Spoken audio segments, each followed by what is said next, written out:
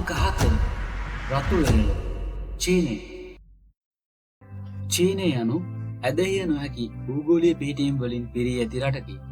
නමුත් එහි පන්ජින් ෂොන්කියැන්සි ගංගාව ආසන්නයේ තිබෙන රතු වෙරළ මෙන් පුදුම සහගත දෙයක් තවත් නැත. තද රතු පැහැයක් ඇති සූවිද සල්සා මගින් එම කලාපය එතරම් කැපී පෙනීමකට ලක්ව ඇත.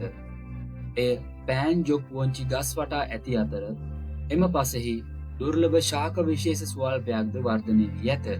ගැඹුරු රතු පැහැයක් ඇති මෙම සල්සා විශේෂයෙන් පෙනෙන නිසාද කලාපය මෙතරම් විශිෂ්ට පෙනුමක් ඇති බව කිව හැකිය. අඟහරු රතු පැහැයට ඇත්තේ මෙම සල්සා විශේෂයට අයත් ක්‍රිම්සන් නම් පැලෑටි වලින් වැසී ඇති නිසා බවත් නිසැකවම එය පෙනෙන්නට ඇති බවත් නිසා කිව හැකිය.